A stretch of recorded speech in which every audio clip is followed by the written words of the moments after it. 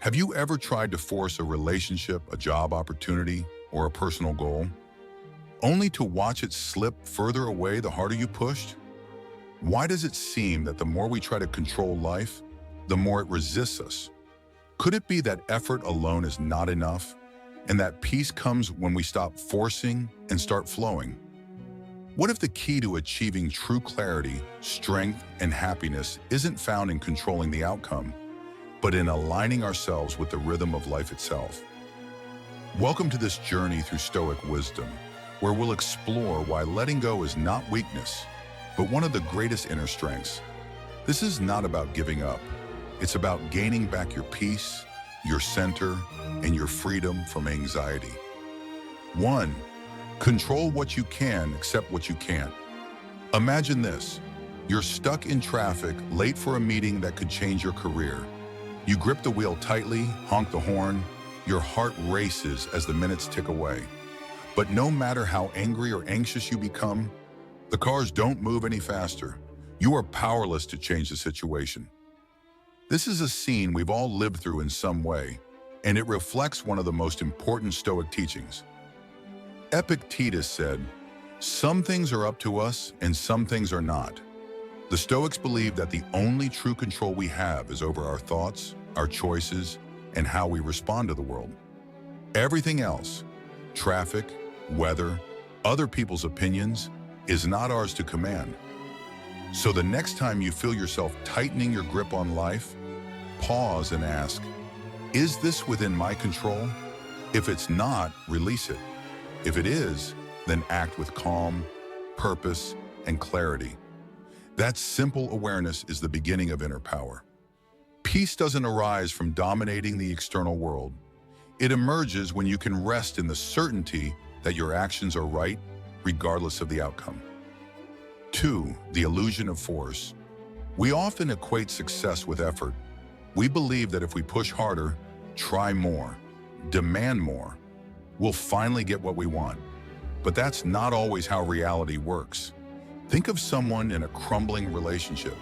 They text constantly, overanalyze every word, try to schedule every moment, believing that if they just do more, they can save what's already slipping away.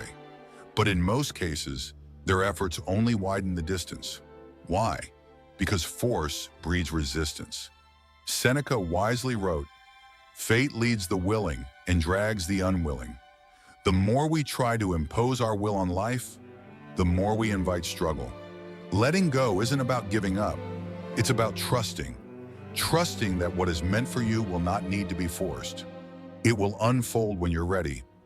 The illusion of force comes from fear. Fear of losing control, fear of missing out, fear of not being enough. But ironically, it's when we stop forcing and start allowing that life begins to flow with us instead of against us. 3. Let go of attachments. Attachment is one of the most seductive traps of the human mind. We become attached to outcomes, people, titles, identities. And the more attached we are, the more fragile our peace becomes. Imagine holding a handful of sand. The tighter you squeeze, the more it escapes through your fingers. But if you hold it gently, it remains. Life works the same way. When you obsess over a specific outcome or cling to a person or image of success, your happiness becomes dependent on something outside of you. And that dependency becomes a source of suffering. The Stoics teach us to loosen our grip. Let go, not out of apathy, but out of wisdom. Let go of your need for things to go exactly as you plan. Let go of your fear of losing. When you do, you create space for acceptance, spontaneity, and growth. By releasing the pressure to have everything go a certain way, you make room for new paths, healthier relationships, and deeper meaning to emerge naturally. 4. Nature has its own timing. Look at a tree. It doesn't rush to grow. It doesn't complain that spring hasn't arrived yet. It doesn't force its leaves to turn green or its fruit to ripen. It grows in harmony with the seasons, trusting the process. How different is that from us? We often want instant results. We want the job now, the relationship to be perfect now, the dream to be fulfilled today. But when we try to rush the timeline of life, we create frustration and anxiety.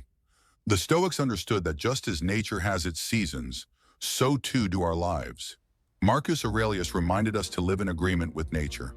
And nature doesn't rush, it unfolds. Trust the rhythm of your life.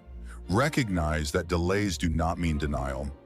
Often we are being prepared for something we don't yet have the capacity to hold. What feels like waiting is actually becoming. What's meant for you will come in its season, not when you demand it, but when you're truly ready. 5. Action without force. Letting go doesn't mean passivity. Stoicism doesn't ask us to sit idle. Quite the opposite. It calls for disciplined, intentional action. Picture an archer. He spends hours training, practicing his form, adjusting his aim. When the moment comes, he pulls back the bowstring and releases the arrow. But once the arrow is in the air, its path is no longer in his control. The wind, the environment, fate all take over. The archer's responsibility ends at the release. Likewise, we must act with precision, preparation, and purpose. But once we've done our part, we must let go of the outcome. Trust your aim. Let go of the obsession to control where the arrow lands. Take responsibility for your preparation and effort, but release your obsession with the reward. Freedom lives in doing your part fully and releasing the need to control the rest.